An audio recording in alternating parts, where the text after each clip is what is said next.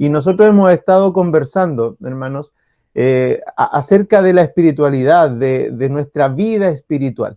Hemos estado hablando acerca de eso, hemos estado reflexionando acerca de nuestra vida espiritual y creo que en esto de hablar de nuestra vida espiritual, nosotros nos hemos dado cuenta de que hay cosas en la vida espiritual que a veces nosotros las pasamos por alto, que nosotros no pensábamos en nuestra vida espiritual así como con todos los elementos, sino que nos hemos quedado a partir del tiempo con partes de los elementos de la vida espiritual, las partes que, digamos, las partes que buenamente, digamos, o favorablemente para nosotros son las que nos benefician a nosotros.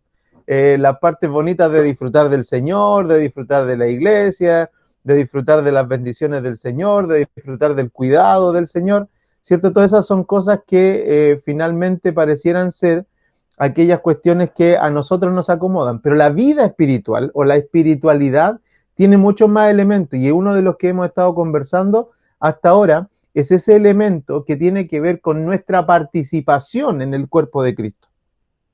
Estamos hablando de ese elemento de la vida espiritual donde ya nosotros no somos solo receptores, sino que somos también parte del cuerpo de Cristo y somos instrumentos. Y lo hemos estado viendo hasta ahora con nuestros hijos, con nuestra familia. Hablamos, ¿no es cierto?, de cómo es que la responsabilidad debería ser en nosotros, cómo es que debiéramos darle supremacía a la palabra y creer en la palabra, así como nosotros decimos, ¿cierto?, darle la importancia a la palabra. Si la palabra es totalmente, es lo que dice ser, esa palabra tiene que ser usada en favor nuestro. Si lo que la palabra dice es que la palabra puede cambiar corazones, es que entonces nosotros el único instrumento válido que tenemos para guiar nuestras vidas es la palabra. Y lo segundo es que después hemos conversado acerca de cómo esa palabra puede ser aplicada a nuestros hijos y la responsabilidad que nosotros como padres o como familias o como hermanos, digamos, que compartimos una iglesia, ¿no es cierto? Como hermanos que compartimos una iglesia, también tenemos esta responsabilidad de estar en Cristo y de poder compartir también. Entonces tenemos nosotros hasta aquí básicamente dos cosas claras. Uno es que la palabra es todo lo que ella dice ser y por lo tanto nosotros creemos en ella así como ella nos pide que creamos en ella. Y lo segundo es que nosotros tenemos una responsabilidad y tenemos una responsabilidad hacia el interior de nuestra familia, pero también ahora quiero que veamos nuestra responsabilidad en el cuerpo de Cristo. Es decir, la vida espiritual es una cuestión mucho más práctica de lo que las personas a veces lo interpretan o lo entienden. La vida espiritual a veces se entiende como una cuestión más bien, digamos, etérea, como algo, es mi vida espiritual. ¿Pero qué es tu vida espiritual? No sé, eso es yo y Dios. Esa es mi vida espiritual, es una cuestión que no la entiende nadie, que la entiende Él y la entiende Dios, y por lo tanto hay que creer, pero eso es como casi como hablar con un postmodernista. Y ¿saben, hermano? Aquí es donde vamos a entrar ahora, porque la espiritualidad que Dios bendice es la espiritualidad en donde somos todos parte de lo que Él quiso que nosotros hiciéramos, es decir, de su plan. Por eso decía al principio que esta es la fiesta. ¿Y cuál es el plan del Señor? El plan del Señor, aquí vamos a entrar ya en el contenido. El plan del Señor, hermanos, se trata todo de cambio. El plan del Señor no es ninguna cosa más, y déjenme, por favor, voy a mover aquí, no sé si va a quedar bien esto, pero lo voy a mover igual. Ya. El plan del Señor se trata de cambio, no se trata de otra cosa. Dios lo que quiere, lo que hizo con toda la narrativa, nosotros nos perdemos de eso y empezamos a disfrutar las cosas de Dios y nos perdemos del plan de Dios. ¿Cuál es el plan de Dios? El plan de Dios es que quiere llevarnos de vuelta al lugar donde salimos. Ese es el plan de Dios. El plan de Dios es ese. El plan, a veces nosotros nos pasamos rollo con cuál será el plan de Dios para mi vida. ¿Cuál será el plan de Dios para tu vida, para su vida, para mi vida? Es el mismo. Nos quiere llevar de vuelta al lugar donde salimos. Y esta generación, yo ponía ahí una nota, y esta generación parece la que ha puesto más foco en el cambio de las circunstancias por sobre el cambio de corazón que el Señor quiere en nosotros. Nosotros queremos que las cosas pasen y Dios quiere que algo pase en nosotros. Dios quiere cambiar nuestros corazones. Dios quiere que la palabra, esa palabra toda suficiente que nosotros ya hemos aprendido, esa palabra venga a nuestras vidas y empiece a transformar visiblemente lo que éramos antes, dejar de ser niños, miren usted las ilustraciones de la Biblia, dejar de ser niño, ser adulto, pasar de muerte a vida, pasar, ¿no es cierto?, de un estado en donde no podemos por nosotros mismos a un estado donde ya somos capaces, éramos esclavos, ahora somos libres. Lo que la Biblia está proponiendo es que en nosotros se produzcan cambios. Y esta generación es la generación de los milagros, la generación donde, o esta y la generación anterior, digamos, es la generación donde alguien va a la iglesia y espera que algo le pase, ¿sí? Espera que algo le pase. Nosotros vamos a la iglesia y esperábamos que algo sucediera en ese servicio maravilloso, o que me hiciera sentir a Dios, o que me solucionara un problema, o que pasaran cosas. Y si bien es cierto, muchas de esas cosas pasaron, lo que no ha pasado mayoritariamente es que los corazones de las personas cambian. Y esos cambios entonces que se producen momentáneamente por acto divino, que el Señor ha sido muy misericordioso a mi juicio. Mire, si yo fuera el Señor, yo no hubiera hecho tantos milagros en este tiempo. Si yo hubiera sido el Señor, yo me regulo porque yo digo, no, pues esta cuestión no está funcionando, así no es. Pero el Señor ha sido misericordioso y ha hecho tantos milagros en nuestras vidas, tantos milagros en la historia de la iglesia, tantos milagros, digamos, en las generaciones pasadas, y aún en esta seguimos viendo los milagros del Señor.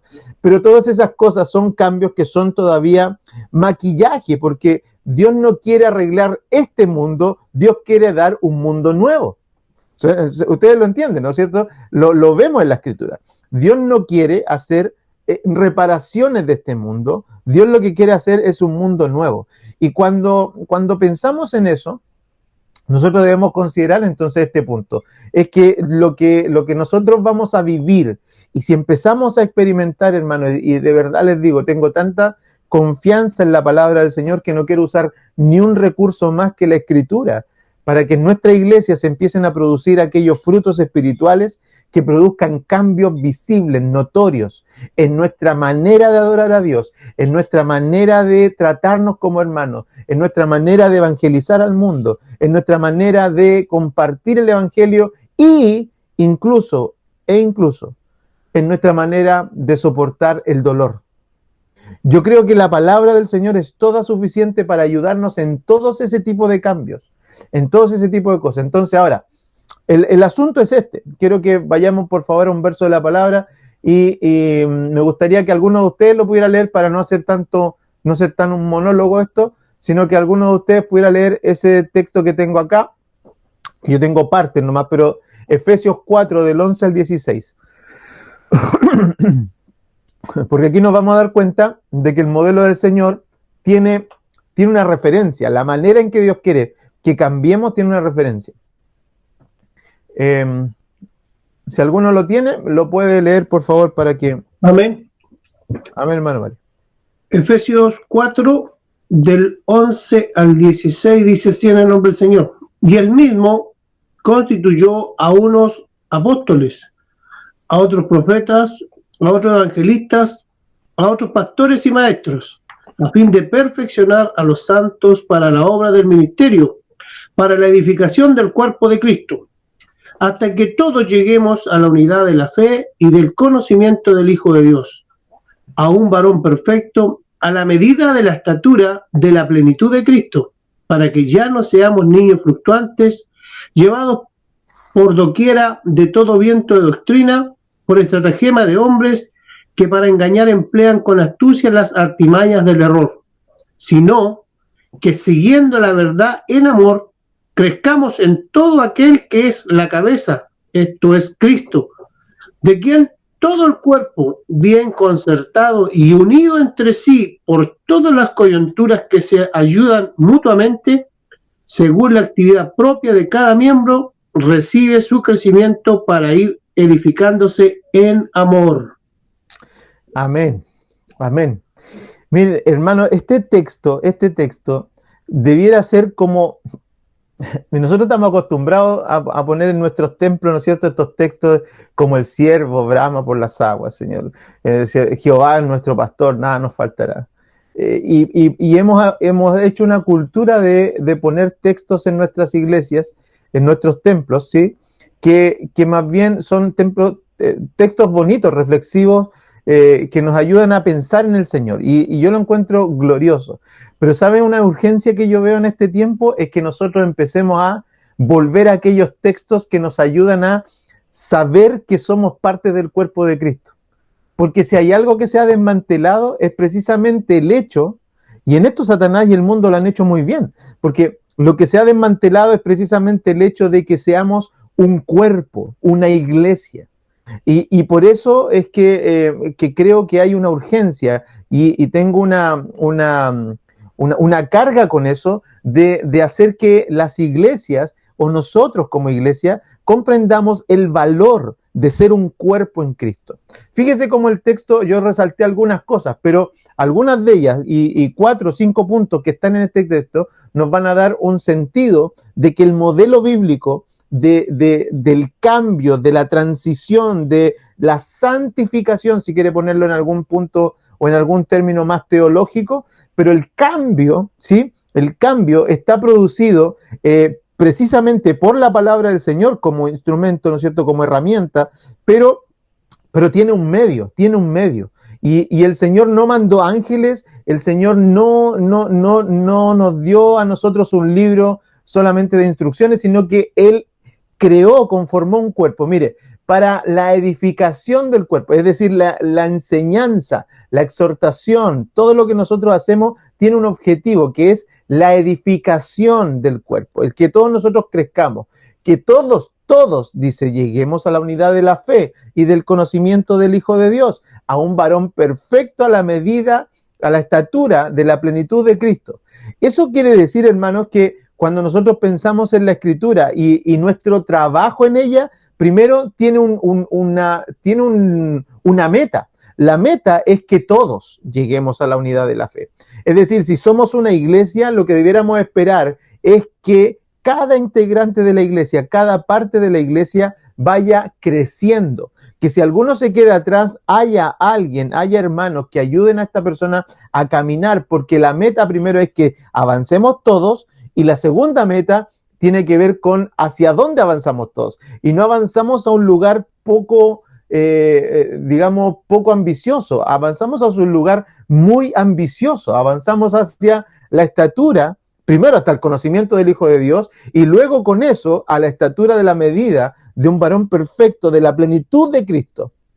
¿Sí? Entonces, primero es que, fíjense ustedes cómo el verso, no me acuerdo cuál es, pero el que dice que todos lleguemos a la unidad de la fe, del conocimiento del Hijo de Dios, eso no queda desasociado, el conocimiento no queda desasociado de la praxis, de la ejecución, de ser un varón perfecto a la medida de Cristo.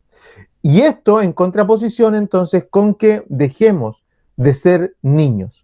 Dejemos de ser niños. Entonces, si ustedes se dan cuenta, de nuevo vuelve, insiste, todo el cuerpo bien concertado, unido entre sí por las coyunturas, que se ayudan mutuamente. Entonces empiecen a ver cómo es que la Escritura nos muestra que la responsabilidad del dedo chico, la responsabilidad de la pestaña, la responsabilidad de la ceja, no es actuar individualmente, es actuar unidos, es actuar en bloque. A Dios no le gustan los llaneros solitarios en cuanto a ningún tema, porque según Él, según la actividad propia de cada miembro, todos recibimos crecimiento para edificarnos en amor. Entonces esto no se trata de una cuestión de que cuando pensamos en la iglesia, estamos pensando en que todos deben llegar o deben tener la misma posición. Lo que estamos pensando es que cuando el Señor está diciendo, mire, si algo va a pasar para que yo los pueda llevar de vuelta al hogar, de vuelta al Edén, va a pasar primero porque reconozcan el poder de mi palabra, segundo, reconozcan su responsabilidad y tercero, reconozcan que tienen que actuar como un cuerpo. Y, hermanos, esto es un tema tan importante. Me gustaría alguna vez, saliendo de lo que estamos haciendo de la predicación de Marco, predicar acerca de la iglesia, predicar acerca del cuerpo de Cristo, porque creo que es una prédica que se ha olvidado. Predicar acerca de la importancia de ser uno, de que tengamos comunión. Hoy día hay muchas personas que se desasocian de las iglesias, que las visitan, que no son miembros. Ustedes saben que hay toda una doctrina, no, bueno, obviamente está la doctrina del cuerpo de Cristo, pero alrededor de esa antes era mucho más visible. Y nosotros como Iglesia Unida también tenemos en nuestro estatuto que hay una diferencia entre alguien que es no un miembro de la iglesia y alguien que es un miembro. Yo me acuerdo, mi pastor a nosotros nos tenía una lista y él nos decía, miren, estos son miembros probando, estos son miembros activos y estos son miembros en plena comunión. Él los tenía identificados claritos. Él tenía una lista de las personas y él sabía cuáles eran miembros probando, gente que era para él visita, gente que estaban en actividad, que eran personas que estaban asistiendo regularmente, y también sabía quiénes eran miembros en plena comunión, y hacía una diferencia de eso, porque eran los que cumplían con sus responsabilidades, porque eran los que estaban activos, digamos, en algún ministerio, porque eran los que no tenían problemas con sentir afiliación con su iglesia. Y a mí una de las cosas que me llamó la atención cuando llegué acá fue ese sentido, hermanos, de que en general, no en nuestra iglesia, pero en general se ve como que las personas pueden ir o no ir a la iglesia y da lo mismo. Es decir, nadie, no, si yo le digo a ¿usted es miembro de esta iglesia? Algunos me van a decir sí. ¿Por qué? No, porque voy cada 2 meses, yo voy a esa iglesia me gusta. Es lo mismo que si yo le preguntara a uno, ¿a usted a qué mall le gusta ir? No, a mí me gusta el Florida porque yo voy aquí al Bio Bio, ese me gusta. ¿Y cada cuánto? No, voy cada 2 o 3 meses, pero voy. Pero ahí me gusta ir a mí. No me gusta ir a otro lado, me gusta ir ahí. ¿Esa es la forma en que somos miembros de la iglesia? ¿Esa es la forma en que somos parte de un cuerpo de Cristo? ¿Esa es la forma en que este dedo está unido a la mano? No. No, un dedo está unido a la mano cuando mi mano se mueve todo el dedo. Y lo que el Señor nos dice, hermanos, es que el cuerpo es una cuestión mucho más unida que lo que nosotros creemos, que lo que nosotros pensamos y que lo que nosotros hemos hecho ver en este tiempo. La iglesia importa. La iglesia y la membresía, y alguna vez les voy a hablar de eso, vamos a llegar a ese punto. La membresía importa mucho. Saber quién es un miembro, ¿por qué? Porque yo no voy a ir a corregir a alguien que es vecino. O no sé si mi hermano Marco verá las malas acciones de su vecino y va y dice, mire, vecino, ¿sabe qué? Hoy día vamos a tomar 11 todos juntos en su casa. Y les voy a contar porque vamos a arreglar un problemita que yo vi con su hijo allá afuera, porque no, esto no puede ser. Yo no veo al hermano Marco así. No, parecería una cosa ridícula si el hermano Marco quisiera hacer algo así. Primero, yo no sé si le van a dar 11. Segundo, no sé si le van a hacer caso. ¿Por qué? Porque él no es parte de esa familia. Simplemente por eso.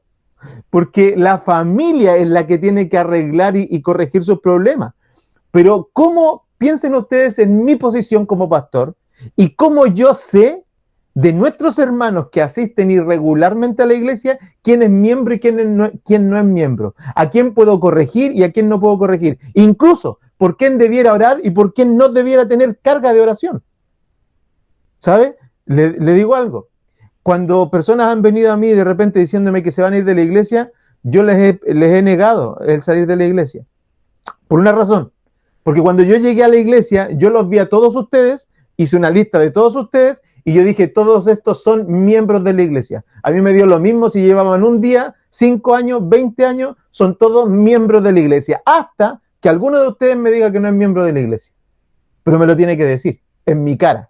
Y me tiene que convencer de que no es miembro y me tiene que convencer de que se va a ir a un lugar mejor. Y por último, la única manera que tiene de salir es enojado conmigo o sin mi permiso. ¿Por qué? Porque para mí son miembros de la iglesia. Y para mí un miembro de la iglesia es alguien a quien yo puedo hablar con él, puedo edificarlo, puedo corregirlo, puedo orar por él. Él tiene libertad para llamarme a la hora que quiera, él tiene libertad para compartirme sus cargas, tiene libertad para compartirme sus presiones. Eso es una membresía. Y el Señor dice que en medio de esa membresía es que nosotros podemos producir los cambios.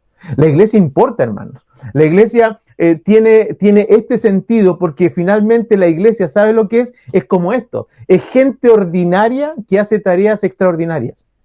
Es gente ordinaria, somos todos, y nosotros, el Señor no, vean ustedes en esto, que el Señor no hizo una diferencia. Él habilitó personas en una membresía que no necesitan ser doctores en teología para actuar, no necesitan tener habilidades técnicas para poder desarrollarse en el cuerpo de Cristo. En el cuerpo hay cejas. ¿Usted ha visto para qué sirve una ceja? Más que para darle marco a los ojos. A veces yo he visto mujeres, ¿no es cierto?, que no tienen, que les falta ceja y para lo único que usan en las cejas, ¿no es cierto?, es para darle un marco a los ojos, para poder ver que tienen el ojo más o menos ahí en medio de la cara. Pero la ceja tiene una función. Las pestañas, ¿para qué ese diminuto pelo? Es decir, todo tiene una función y el Señor constituyó un cuerpo. ¿Por qué? ¿Sabe por qué? Porque mire, este es el secreto del cuerpo de Cristo. Porque Dios usa el púlpito, tanto el púlpito como nuestras relaciones para edificar el cuerpo de Cristo. Ese es el ministerio público y el ministerio privado de la palabra. La palabra transita públicamente a través de los púlpitos y la palabra transita privadamente a través de ¿qué? De las relaciones de la iglesia. Y aquí empezamos a tener entonces nosotros nuestro punto. ¿Por qué me interesa tanto que usted conozca la palabra de Dios? ¿Por qué me interesa tanto que las familias tengan y abran la Biblia frecuentemente en su casa? ¿Por qué me interesa que haya devocionales? ¿Sabe por qué? Porque ustedes se juntan. Porque usted invita a tomar once al otro hermano, porque ustedes de repente tienen conversaciones por teléfono, porque ustedes de repente tienen en los momentos de presión, ¿a quién llaman? La mayoría de las veces no llaman al pastor primero, ¿saben a quién llaman? A un amigo cercano de la iglesia. ¿Sabe por qué me interesa que en su casa haya palabra de Dios? Porque usted debe ser instrumento en las manos del Señor tanto como yo. Y el primero que va a dar una respuesta bíblica a un problema, a veces va a ser usted. Con sus hijos no vienen primero a mí, primero van a usted. Y necesitamos respuestas bíblicas. Somos gente ordinaria en las manos de un Dios extraordinario. Y debemos nosotros entender que tenemos una responsabilidad. Y es que no entendemos, hermanos, es que la iglesia del Señor funciona como un cuerpo, donde debemos nosotros edificarnos para poder tener este sentido de iglesia. El Señor quiere usar nuestras relaciones para eso. Ahora, aquí está el asunto. Y este es otro punto. Miren, la mayoría de las veces que nosotros nos acercamos a la Biblia, nos acercamos en dos extremos. Uno, nos acercamos con el paradigma del pan de vida. O si ya los más ahora de este tiempo, los que han estudiado y todo, se acercan a la escritura con el paradigma de la teología sistemática. Entonces, están estas dos tensiones, pero a mi juicio, ambas, lo único que aportan a nuestra vida han sido principios aislados, mandamientos aislados y promesas aisladas. ¿Qué es el pan de vida? Pensemos un poquito.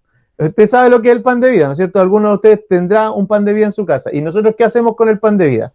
Nos levantamos en la mañana, agarramos un pan de vida, vemos lo que dice y salimos como victoriosos.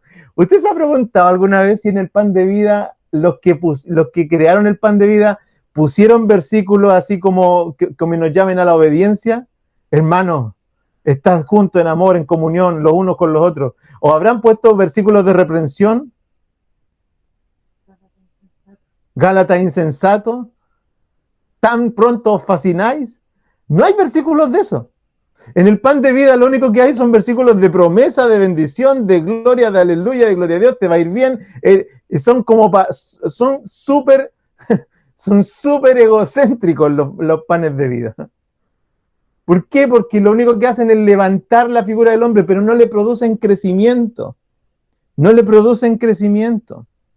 Y por eso yo no estoy demonizando el pan de vida, hermano, entiéndanme, Pero lo que estoy diciendo es que debemos tener cuidado. Si el pan de vida es la herramienta diaria devocional de un hombre, es como que si usted está abriendo el refrigerador y sacando puros dulces. Si el pan de vida, ¿cierto?, es la herramienta devocional de crecimiento personal de la familia o de nosotros personalmente, lo que estamos haciendo es comer dulce. Lo que estamos haciendo es comernos un día un quequito, al otro día venimos y sacamos un chocolatito. Al otro día venimos, sacamos, ahora vamos a sacar un muffin. ¿Y cierto? Y tenemos puras cositas ricas. Y es verdad que es rico comer de repente algo lindo.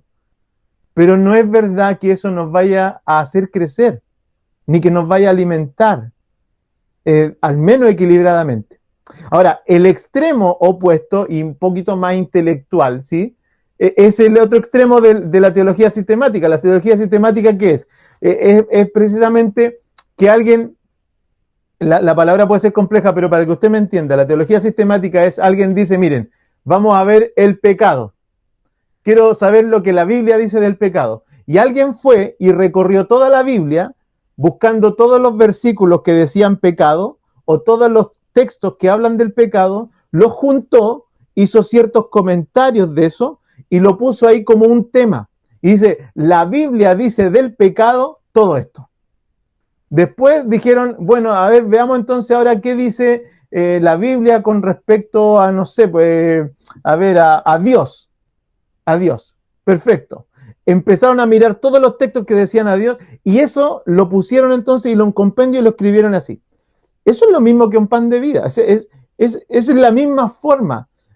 Las personas que se apoyan simplemente en los temas de la Biblia no están entendiendo el punto. No, nos perdemos de algo cuando simplemente usamos la Biblia así, como mandamientos, como principios, como promesas aisladas.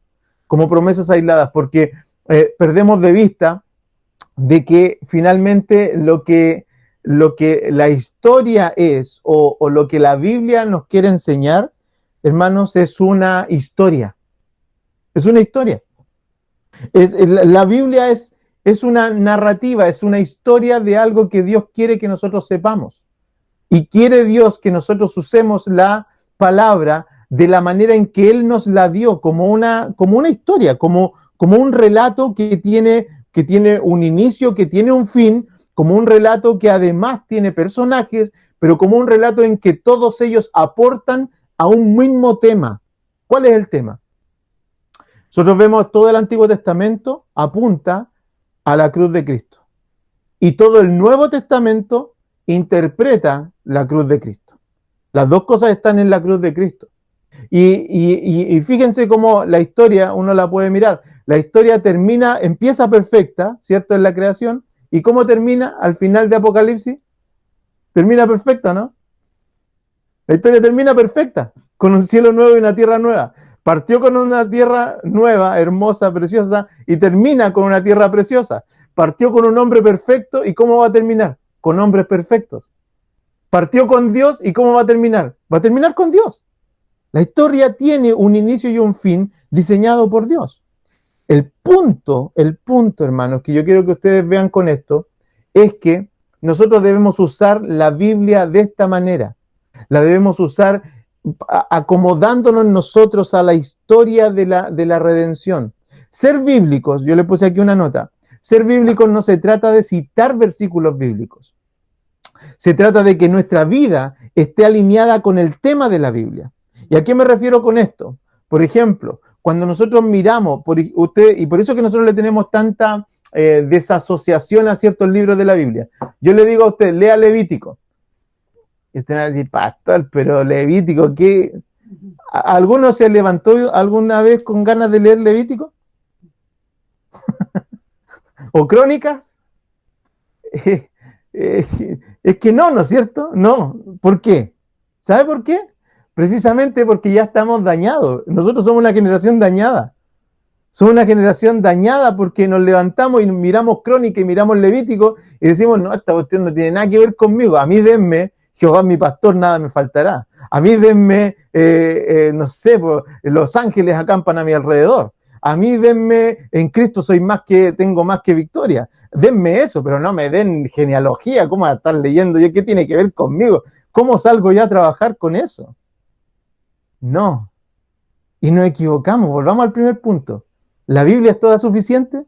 Sí. Entonces, Crónicas, Éxodo, Levítico, Deuteronomio, Números, tiene algo que decirnos, porque es parte del plan, es parte de la historia. Está aquí, Éxodo, Noé, ¿no es cierto? Todo lo que pasó ahí con Noé, todo lo que pasa con Abraham, todo lo que pasa con Moisés, la ley que estamos mirando ahora en Gálatas, ¿no es cierto? Si alguno escuchó la clase de este domingo, se va a dar cuenta de que la ley yo la amo ahora, yo la quiero, la entiendo.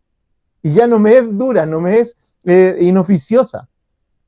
¿Por qué? Porque cuando yo, por ejemplo, veo el Éxodo, ¿qué puedo yo ver? Yo puedo ver lo mismo que veo de las miserias del hombre. Cómo es que el hombre trata, cómo es que el hombre, a pesar de que Dios le diga, mira, anda a la tierra prometida, no somos capaces de ir. Es Éxodo, ¿sabe lo que nos muestra? Por ejemplo, nos muestra la incapacidad de ir el hombre solo sin Dios. Y le doy sentido de nuevo a todo. Yo necesito a Dios. Porque si me manda solo, aunque me diga, mira, en 40 días más llegaré a la tierra prometida, si voy solo, no llego. No llego. Si Dios me abandona, no llego. Lo otro que me muestra Éxodo, por ejemplo, para poner algún caso, me muestra la dureza de mi corazón. Es que yo me desvío al segundo en que Dios me deja solo, me desvío. Me hago monos, me hago dioses, me creo mis propias imágenes, no soy capaz de mantener, ¿no es cierto?, mi integridad con Dios. Y ahí entonces empezamos nosotros a ver de que la historia de la redención se trata de esto. ¿Cómo tengo que ver yo entonces mi vida? Y para decir que soy bíblico, no se trata que seamos una enciclopedia. Ese era el punto que quería poner aquí, que la Biblia no puede ser tratada como una enciclopedia, no puede ser tratada como un pan de vida ni como una teología sistemática. Los cabezones de las teologías sistemáticas, los cabezones del estudio bíblico, no son mejores que los que leen el pan de vida si solamente se quedan con eso. No son mejores. A mi juicio no son mejores. ¿Por qué? Porque no ponen a la metanarrativa, a la narrativa de la Biblia en su corazón. A uno le pesa más no solo saber cómo funciona el pecado, a mí me pesa más saber que no puedo alinearme con el corazón de Cristo por causa de mi pecado. Y eso yo lo veo en la historia. Eso yo lo veo ahí en la narrativa de la Biblia, no lo veo en cosas particulares y así pedacitos. Es como decía un pastor que nosotros nos gusta en este tiempo el buffet en lo espiritual. Tomamos un poquito de aquí, vamos por la fila, pasamos los porotos y nos servimos un poquito de ¿qué? De choclito, porque el choclito es rico con mayo. Entonces, pero ahí de repente hay acelga, no, la acelga no. Vamos por el otro lado. Comemos como buffet. ¿Sí? Y la Biblia es una dieta completa. La Biblia es una dieta completa. Entonces, lo último, para que podamos ir entendiendo, hermanos, esto es que cuando pensamos en la Biblia, ahora que estamos hablando de la historia, ¿cierto? Estamos hablando de esa narrativa, yo me tengo que acomodar a la historia de la Biblia y no a mi historia. Yo me tengo que acomodar a la historia de la palabra y no usar la palabra para mí. Esto se trata, la vida de un cristiano se trata de cómo nosotros nos conformamos a la palabra y no cómo la palabra se adapta a mi vida. No como la palabra se adapta a mis requerimientos, a mis gustos, a mis deseos. Por eso que los pastores, por ejemplo, yo lo escuché muchas veces en los púlpitos, pero cuando nuestros pastores nos decían, aquí el único que manda, y mi pastor al menos levantaba la Biblia y decía, es esta. Y nos ponía a todos, nos dejaba ahí, nos dejaba ordenaditos, alineaditos, porque cuando de repente teníamos nuestras ideas, él nos volvía al foco. La Biblia a nosotros nos plantea un tema, y hay 3 temas generales que nos plantean la palabra del Señor y a los cuales nosotros tenemos que buscar que tanto nosotros como nuestro entorno se acomoden. El primero de ellos es que nosotros debemos comprender la soberanía. La soberanía. Y quiero que por favor ustedes piensen en la diferencia entre entender la soberanía y actuar actuar en función de la soberanía de Dios. Entender la soberanía de Dios yo creo que para nosotros es fácil, ¿no es cierto? A esta altura, nosotros entendemos que Dios domina todo, gobierna todo, que el Señor tiene control de todo. Y eso lo podemos decir en tiempos de abundancia, en tiempos de necesidad. Sabemos nosotros que funciona en tiempos incluso de pandemia, como lo estamos viendo ahora. Sabemos que el Señor gobierna todas las cosas. Pero eso es saber acerca de la soberanía de Dios. Pero actuar en soberanía de Dios, yo le quiero poner unos casos prácticos, algunas ideas que ayer estaba pensando y anotando acerca de ellas. Pero, por ejemplo, un caso que no debiera ser teórico para nosotros, sino práctico en cuanto a la soberanía, es que, por ejemplo, si yo tengo problemas con un vecino, yo no debiera tomar la justicia por mis manos. Y aunque esto pueda sonar difícil de hacer, es que cuando yo me resisto a usar mis herramientas para hacer justicia por cuestiones injustas y descanso en el Señor, es que yo estoy aceptando de alguna manera la soberanía del Señor. Pero otra manera es, por ejemplo, cuando usted se pelea con su esposa y usted quiere ganar la batalla, porque ¿a quién le gusta perder una discusión? Para ninguno, ¿cierto? Responder con suavidad o responder con reconocimiento o decir, mijita, sí, usted tiene razón, yo estoy equivocado. O la esposa, más difícil todavía, decir, sí, mi amor, usted tiene razón, yo estoy equivocada. Wow, que hay que usar, hay que tener temple para eso, ¿no es cierto? ¿Y qué pasa ahí? Piensen ustedes en el conflicto del corazón. Es que el corazón lo que quiere es ser él el que domina la situación y Dios quiere él dominar la situación. Y cuando yo digo, ok, conversémoslo y no me pongo en una posición de altura o bajo, sino que me pongo en una posición de, ok, examinemos esto, veamos de qué se trata esto, llevémoslo a la palabra, es que ahí le estoy delegando el poder al Señor. Cuando usted dice, ¿sabe qué? Yo no sé si tengo la razón, pero a mí me parece que Dios en este caso nos podría guiar de esta manera. Y cuando usted me diga, a mí no me interesa nada lo que me digáis, esta es la razón, así lo vamos a hacer. Eso es actuar no confiando en la soberanía del Señor. Porque la soberanía del Señor, de alguna manera, hermano, ¿sabe lo que dice? Es que yo creo que Dios, o yo estoy convencido de que Dios tiene una mejor manera de explicar esto y de resolver esto que nosotros. Entonces queremos ir a ello. Resistirse a ganar discusiones, contestar de buena manera, pensar las cosas y encontrar una solución. Son maneras de no solo entender la soberanía, sino que de aceptar la soberanía. Y lo segundo, hermano, es que, por ejemplo, cuando nosotros pensamos en la soberanía, es que cualquier acto de obediencia a la palabra no es por demás. Siempre que usted obedezca a la Biblia, usted va a estar haciendo lo correcto. Así que incluso aunque usted no gane, pero aunque usted obedezca a la Biblia, usted estará haciendo lo correcto. Mi pastor tenía una frase que nos enseñaba a nosotros, dice, pierda, hermanito, pierda. Y a nosotros, pucha, que nos daba rabia, a mí, a mi esposa, a veces discutíamos de esto, pero decía, pero siempre nosotros tenemos que perder. Y él nos decía, pierda, hermanito, pierda. Chota, las situaciones, un montón, cuestiones que pudiéramos contar, pero la voz sabia de mi pastor siempre era, pierda, deje que el Señor actúe, deje que el Señor gobierne, deje que el Señor imponga su reino sobre nosotros. Nosotros oramos al Padre Nuestro, pero no le hacemos caso al Padre Nuestro. Nosotros decimos, venga tu reino, hágase tu voluntad. Ah, pero cuando me toca a mí, no, Señor, pero en este paso, no se haga tu voluntad, se haga la mía. Eso no es actuar en soberanía. Y esa es una de las cosas que nosotros como cuerpo de Cristo debemos ayudarnos mutuamente a cambiar. Lo segundo, entonces, con esto estamos ya terminando, es la gracia.